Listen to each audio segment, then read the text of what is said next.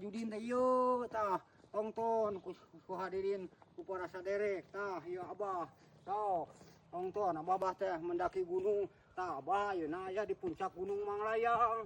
Nah bari kokolonangan teh capek Abah teh geus 2 kali ganti baju. Nah Abah teh 2 kali ganti baju kulantaran mending esang maklum Abah geus kolot geus aki-aki tapi Abah mah disyukuri dinikmati kayaan ada hayang terang Gunung Manglayang teh siga kumaha tah kapungkur mah di dieu teh geuningan. Nah tah aya nu wisata ayeuna mah seueur nu wisata teh jujugan balarea nu ti kota nu ti luar kota nu ti Cibiu Hilir aya sok ka dieu rajeun. Tah Abah ayeuna letun di puncak Gunung Manglayang teu diteraskeun ka tongohna.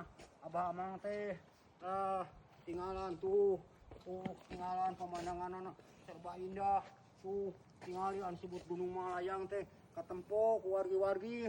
Nah anu luhurna ngalung kawing teh tinggalan tingali gunung nu luhur teh ieu geuning Gunung Manglayang.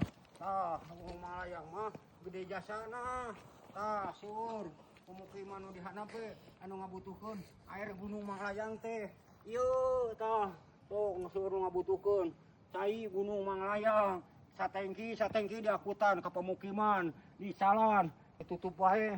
Abah moal panjang anu dilalakonkeun moal panjang nu didongengkeun ku Abah sabab masih bosen.